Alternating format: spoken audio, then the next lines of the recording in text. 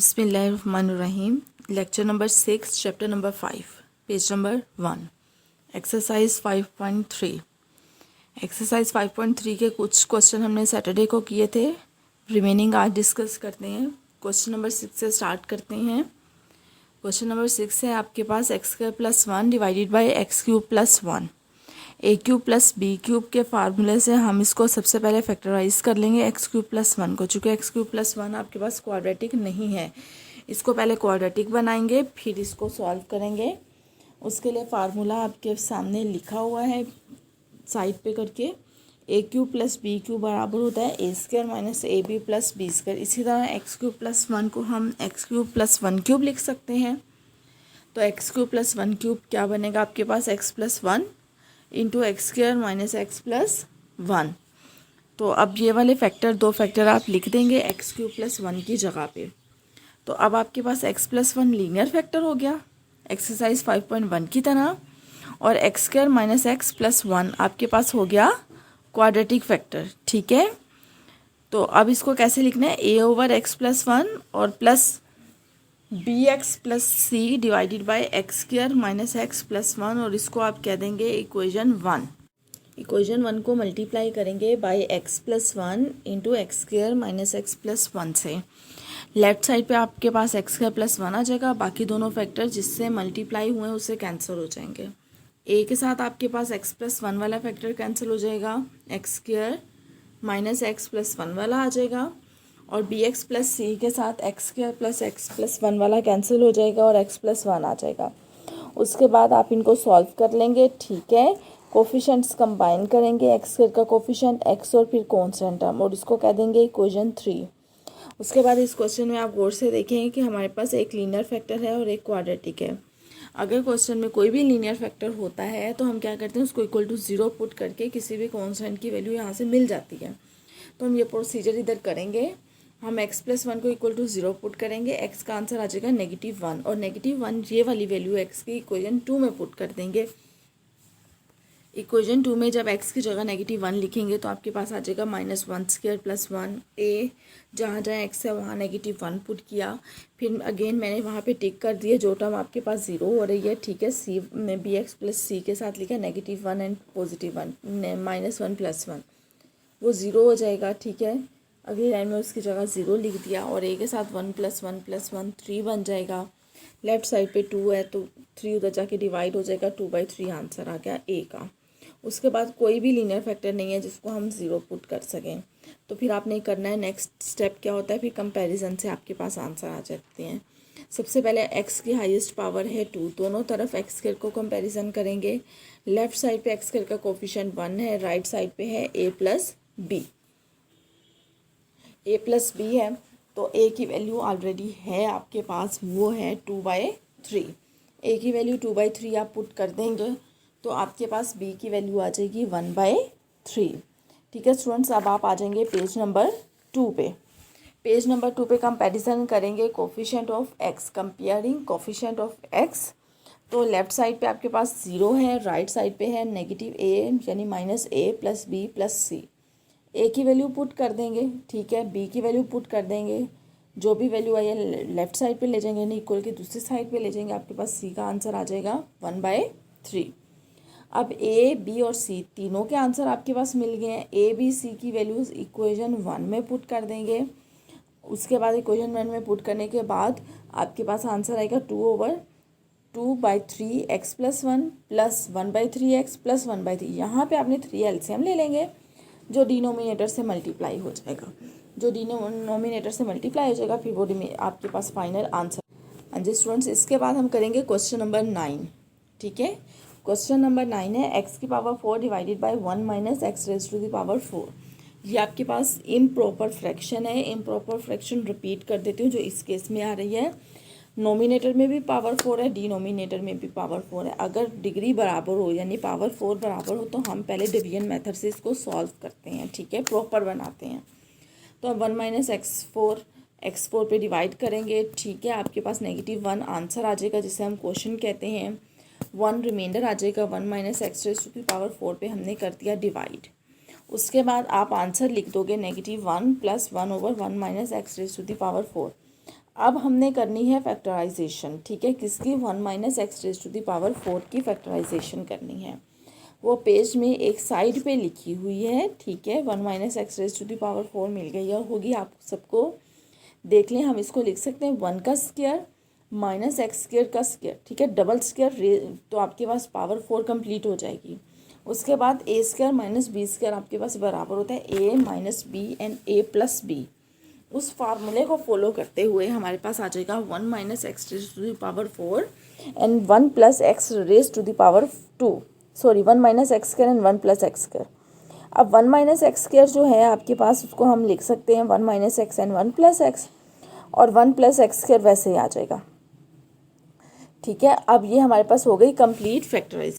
तो अब आप कंसीडर करेंगे question 1 minus x raise to the power 4 को, और 1 minus x raise to the power 4 की जगह इसके सारे फैक्टर्स लिख देंगे, ठीक है।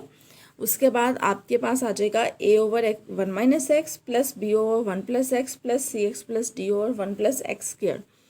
इसको आप कह दोगे इक्वेशन 2।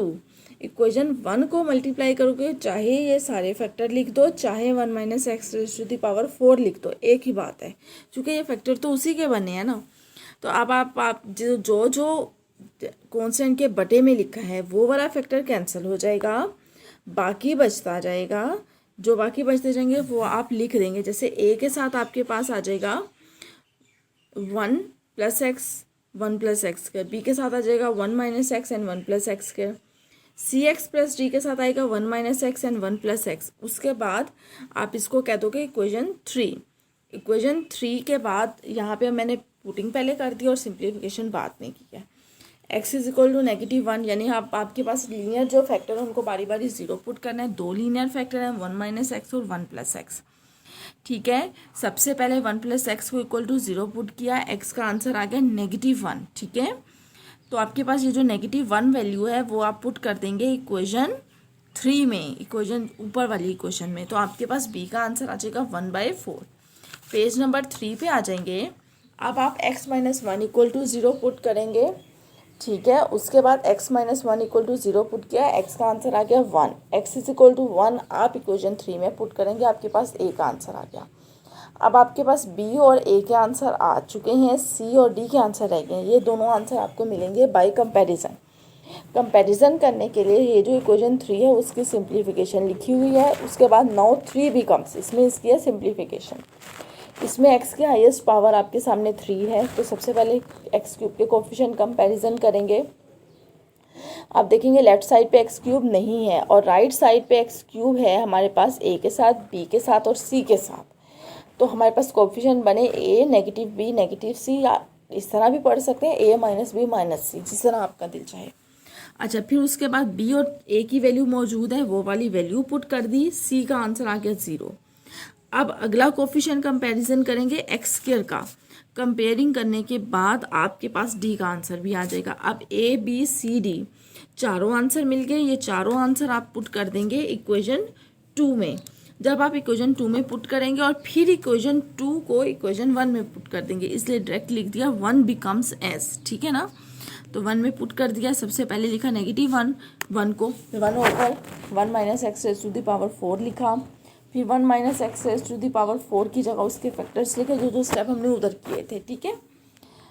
तो उसके बाद आपके पास आ गया -1, ठीक है, plus 1 over 4 1 minus x 1 plus 1 over 4 1 plus x plus 0x plus 1/2 divided by 1 plus x, ठीक है। फिर इसकी सिंप्लीफिकेशन करके 0 वाला ख़त्म हो जाएगा, फैक्टर 1/2 2 बटे में चला जाएगा। ये आपके पास आ जाएगा फाइनल आंसर क्वेश्चन नंबर 9 का। इसके बाद हम करेंगे क्वेश्चन नंबर 10। क्वेश्चन नंबर 10 है आपके पास x square minus 2x plus 3 divided by x raise to the power 4 plus x square plus 1। अच्छा स्टूडेंट्स, आपको याद होगा x raise to the power 4 plus x square plus 1 का क्वेश्चन आपके पास factorisation वाले चैप्टर में आपने 9th या 10th क्लास में पढ़ा है, ठीक है, फैक्टराइजेशन। अब उधर आपने कंप्लीट स्क्वायर मेथड भी पढ़ा, यानी 2 तरीके से इसका फैक्टराइज किए हैं। आप चाहे तो वही फैक्टराइजेशन लिख लें, चाहे तो जो यहाँ पे लिखी हुई है जिस तरीके से वैसे फॉलो कर लें। यहाँ पे क्या किया है कि एक्स स्क्वायर को प्लस भी किया और माइनस भी किया स्क्वायर कंप्लीट करने के लिए। अब आप आ जाए पेज नंबर 4 पे। फिर आपके पास फैक्टर्स तरतीब से लिख दिया, x raise to the power 4 plus 2x plus 1 और माइनस एक्स स्क्वायर। पहली 3 टर्म्स आपका स्क्वायर कंप्लीट हो गई और लास्ट वाली अलग लिख दी। अब अगेन आपके पास ए स्क्वायर माइनस बी स्क्वायर की फॉर्म में आ गया। कैसे लिखना है, ए माइनस बी और ए प्लस बी लिखना है। अच्छा, अब ये दोनों आपके पास हैं क्वाड्रेटिक। क्वाड्रेटिक मीन्स पावर 2 है दोनों फैक्टर में, एक्स की हाईएस्ट पावर। उसको कैसे लिखना है, a x plus b divided by एक factor, c x plus d divided by दूसरा फैक्टर लिख देंगे आप। इसको कहेंगे इक्वेशन 1। इक्वेशन 1 को मल्टीप्लाई करेंगे जो इसके बटे में लिखा है लेफ्ट साइड पे। आपके पास ए एक्स प्लस बी के साथ कौन सी वैल्यू आ जाएगी, जो इसके बटे में लिखी है वो नहीं दूसरी। सी एक्स प्लस डी के साथ जो इसके बटे में लिखी है वो नहीं दूसरे वाली। उसके बाद इसमें कोई भी क्वेश्चन पुट इक्वल टू 0 करके नहीं आना, ना ही हमने वो पुट करना, चूँकि हमारे पास कोई भी लीनियर फैक्टर नहीं है। वो प्रोसीजर कब होता है, जब हमारे पास लीनियर फैक्टर होता है, यानी x प्लस 1 जैसे हो गया, x प्लस a हो गया, सब में क्या है x की पावर 1।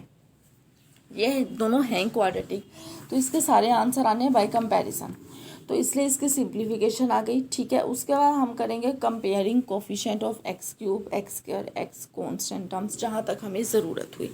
अब साथ साथ इसकी तरीका इसको सॉल्व करने का सीख लेंगे इक्वेशंस को। एक मेथड तो वो था कल इक्वेशंस को सॉल्व करने वाला, जो मैंने आपको लास्ट लेक्चर में बताया।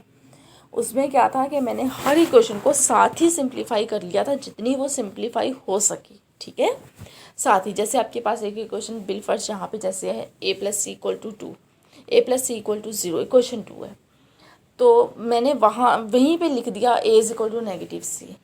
अब एक मेथड वो था जिसमें साथ साथ सॉल्व किया सारा। अब दूसरा मेथड आज हम करेंगे, इसमें क्या है कि सारी इक्वेशन पहले लिख लेनी है, फिर इक्वेशन को देखते हुए देखेंगे कि कैसे इसको करना है।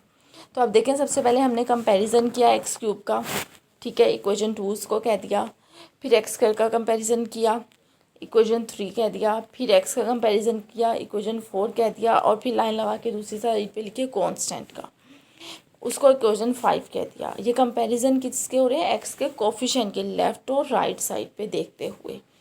अच्छा, अब इनको इक्वेशंस लिख ली। अब आप आ जाएं पेज नंबर 5 पे। ठीक है, पेज नंबर 5 पे सबसे पहले आपके पास इक्वेशन 2 है, a plus C equal to 0, और इक्वेशन 3 में आप देखेंगे a प्लस सी है। अब आप a प्लस सी की जगह, अच्छा, इक्वेशन 3 में negative a plus B plus C plus D उसमें नहीं हो सकता फिर। ठीक है, इक्वेशन 4 में अगर हम लिख दें, ठीक है, इक्वेशन 4 में लिख देंगे a प्लस सी की जगह 0, तो आपके पास क्या बचेगा, इक्वेशन 4 पिछले पेज पे देखिएगा, पेज नंबर 4 पे। जब आप a प्लस सी की जगह 0 लिख देंगे इक्वेशन 4 में, पेज नंबर 4 पे, तो आपके पास a प्लस सी तो ख़त्म हो गया, बाकी क्या बचा, -2 is equal to minus B plus D. ठीक है बच्चों, इसको आप कह देंगे अब इक्वेशन 6। अब हमारे पास आ गई टोटल 6 इक्वेशन तक बन गई। अब हमारे पास जो इक्वेशन 5 है वो है b plus D is equal to 3। ठीक है, ये साथ लिख दी। इन दोनों को एक साथ सॉल्व करना है, आपके पास b और d का आंसर आ जाएगा। अब b plus D equal to 0 किससे पुट करेंगे, इक्वेशन 4 में। b plus D equal to 0 equation 3 में पुट करेंगे, सॉरी 4 में तो हमने a प्लस सी वाली वैल्यू लिखी है ना, 3 में पुट करेंगे। जब आप 3 में इसको पुट करेंगे तो आपके पास रिमेनिंग क्या बचेगी, इक्वेशन 3 में b प्लस डी की जगह आपने 3 लिख देना है, बाकी क्या बचा, -a plus C is equal to -2, इसको कह दिया इक्वेशन 7। अब ज़रा देखें, एक आपके पास इक्वेशन 6 है, एक इक्वेशन 5 है, ठीक है, जिसमें बी और डी है, इन दोनों को एक साथ सॉल्व करना है, बी और डी का आंसर मिल जाएगा। फिर एक इक्वेशन 2 है पेज नंबर 4 पे, सबसे पहले a plus C equal to 0, ठीक है। दूसरी इक्वेशन नंबर है 7, -a plus C equal to -2। अब आपने 7 और 2 को सॉल्व करना है, 5 और 6 को। ये था बच्चों सेकंड मेथड इक्वेशंस को सॉल्व करने वाला, एक मेथड जो पीछे मैंने करवाया, एक मेथड ये। अब आप चाहे इस मेथड को फॉलो करें, चाहे उसको, जो आपको इजी लगे। अच्छा, अब उसके बाद आपने क्या किया है, एक दफ़ा ऐड किया इक्वेशन 5 और 6 को, तो डी का आंसर मिल गया। फिर उसके बाद जब डी का आंसर मिल गया तो इसका आंसर किसी भी इक्वेशन में पुट किया जा सकता है, चाहे आप 5 में करो चाहे 6 में करो, आंसर सेम ही आएगा। फिर बी का, इसमें मैंने 5 में पुट कर दिया, आपके पास बी का आंसर आ गया। अब 2 और 7 को ऐड किया, सी का आंसर आ गया। सी का आंसर किसी एक में पुट कर दिया, वो 2 में पुट किया, ए का आंसर आ गया। अब आपके पास ए बी सी डी चारों आंसर आ गए। ए बी सी डी के आंसर आपने पुट कर देने हैं इक्वेशन 1 में। इक्वेशन 1 हमने उसको कहा था पेज, ठीक है बच्चों। इक्वेशन 1 में आप उसकी वैल्यूज को पुट कर देंगे, ए बी और सी डी की। इसको आप आ जाएं पेज नंबर 6 पे आ जाएं। जब आपने इक्वेशन 1 में इसकी वैल्यू को पुट किया तो आपके पास फाइनल रिजल्ट है, ठीक है। सिंप्लीफाई एक बात है उसमें, वो ये कि 1x x लिख देंगे उसकी जगह, प्लस 5/2 है, 2 LCM जब आएगा आपके पास तो आपके पास 2x + 5 बचेगा और वो 2 बटे में लिख देंगे, ठीक है। फिर -x अगली टर्म के साथ लिखा है, वो बन गया -x + 1/2। फिर 2 LCM लिया, जो LCM लिया वो बटे में और -2x + 1 बन गया, ठीक है बच्चों। ये आज की क्वेश्चन था कंप्लीट। फिर उसके बाद नेगेटिव वाला फैक्टर पहले और पॉजिटिव वाला बाद में लिख दिया, कोई फ़र्क नहीं पड़ता, चाहे लिखें चाहे ना लिखें। आज हमारे पास टाइप 3 भी कंप्लीट हो गई। टाइप 1 5.1 में पढ़ी, टाइप 2 5.2 में पढ़ी, टाइप 3 5.3 में। कल हमारा फिर लास्ट वो टॉपिक स्टार्ट हो जाएगा 5.4 का, टाइप 4, ठीक है, जो कि इंशाल्लाह 2 दिन में कंप्लीट हो जाएगा आपका ये चैप्टर।